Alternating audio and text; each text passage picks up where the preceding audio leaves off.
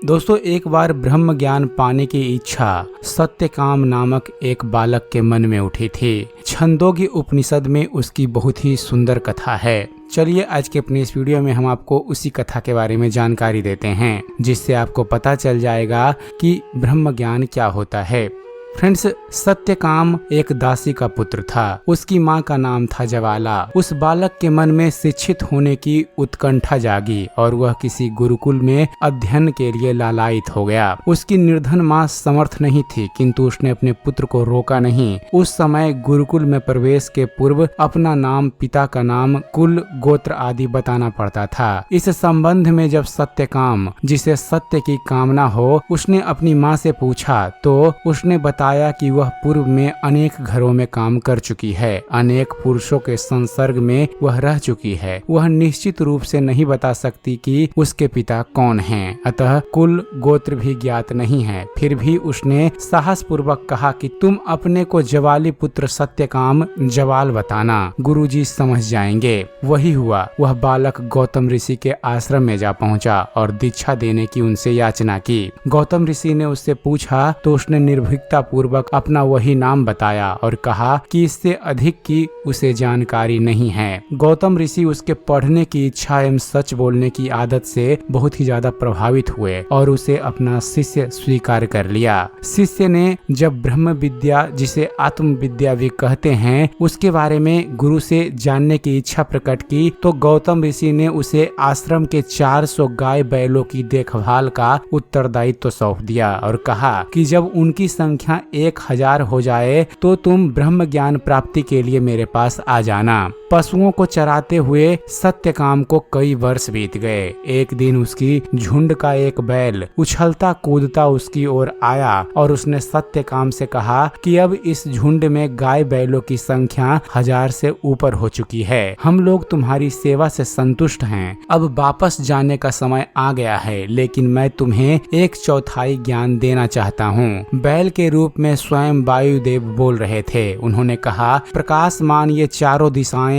ईश्वर की ही अंश है। इसके आगे का ज्ञान तुम्हें अग्निदेव प्रदान करेंगे। अगले दिन मार्ग में गायों को बांधकर संध्या काल अग्नि प्रज्वलित कर सत्यकाम उसमें समिधा डालने लगा। तभी अग्निदेव वहां प्रकट हुए और उन्होंने भी 1/4 ज्ञान दे डाला। उन्होंने कहा कि समुद्र, पृथ्वी, वायु एवं आकाश ईश्वर के अंश हैं। इसके आगे का ज्ञान हंस देगा। ऐसा कहकर वे अंतर्ध्यान हो गए। अगले दिन अगले पड़ाव पर इसी समय सूर्यदेव हंस के रूप में आए और उन्होंने सत्यकाम को ब्रह्म ज्ञान का 1/4 ज्ञान दे डाला। सूर्यदेव ने कहा कि अग्नि, सूर्य, चंद्र, बिजली सभी ईश्वर के अंश हैं। अगला ज्ञान देने एक अन्य पक्षी जो पानी में डुबकी मार सकता है वह आएगा, ऐसा उन्होंने कहा। वास्तव में अगले दिन सत्यकाम के पास एक ऐसे ही पक्षी ने, जो प्राण देवता थे, आकर ज्ञान का बचा 1/4 हिस्सा सुनाया। उन्होंने कहा कि प्राण, आंखें, कान एवं मन ईश्वर के अंश हैं। इस प्रकार पशु, पक्षी एवं प्रकृति के मूल तत्वों से ज्ञान प्राप्त कर सतेज सत्यकाम गुरु के आश्रम में पहुँचे एवं उन्हें सारा वृत्तांत सुनाकर आगे का ज्ञान प्राप्त किया। दोस्तों, यह कथा पढ़ने एवं समझने योग्य है। इसमें स्पष्ट किया गया है कि ब्रह्म एक सर्वव्यापी सत्ता है। ब्रह्म निराकार, निर्विकार एवं चेतन है। उसमें किसी प्रकार की इच्छा नहीं है, क्योंकि इच्छा का होना ही एक विकार है। सृष्टि प्रकृति के मूल तत्व महतत्व से निकली है और उसी में समा जाती है, जैसे मकड़ी और जाली। ब्रह्म चेतन स्वरूप है एवं उसकी चेतना से व्याप्त रहने के कारण जड़ प्राकृतिक भी चेतन दिखाई देती है। हम इसे देख नहीं सकते, अनुभव कर सकते हैं। सभी कुछ उसी के नियंत्रण में है। प्रत्येक व्यक्ति, प्राणी, वायु में उसकी छवि है, अतः किसी का अनादर अपेक्षित नहीं है। मनुष्य का लक्ष्य स्वर्ग पाना नहीं है, अपितु जीवन मृत्यु के बंधन से छूटकर मोक्ष पाना है। ब्रह्म में लीन हो जाना है। जैसे मिट्टी का घड़ा जब फूटता है तब उसमें बंधा हुआ आकाश बड़े आकाश में मिल जाता है। शरीर छूटने के बाद आत्मा भी परमात्मा में मिल जाता है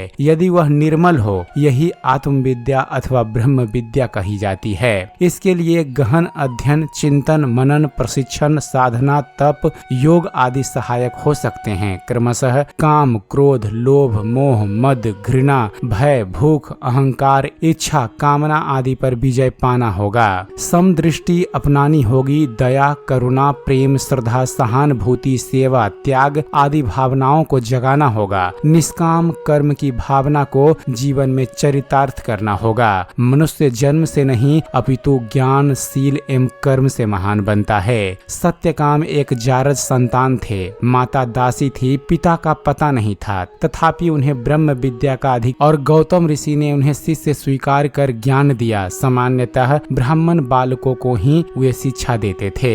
उसी प्रकार राजा जनश्रुति थे जो शूद्र थे, उन्हें भी आत्मविद्या सिखाई गई और सिखाने वाले थे रैक ऋषि जो एक गाड़ीवान थे। तो दोस्तों यह थी एक छोटी सी जानकारी छंदोग्य उपनिषद में वर्णित सत्यकाम जवाल की कथा के बारे में। उम्मीद करते हैं फ्रेंड्स आप सभी को हमारा ये वीडियो पसंद आया होगा। वीडियो पसंद आया हो तो वीडियो को लाइक और शेयर करना मत भूलिएगा और ऐसे ही ज्ञानवर्धक वीडियो देखते रहने के लिए आप हमारे इस चैनल ज्ञान मंथन को सब्सक्राइब जरूर कीजिएगा। आप हमारे इस चैनल को सब्सक्राइब कीजिए और देखते रहिए, जानते रहिए। धन्यवाद।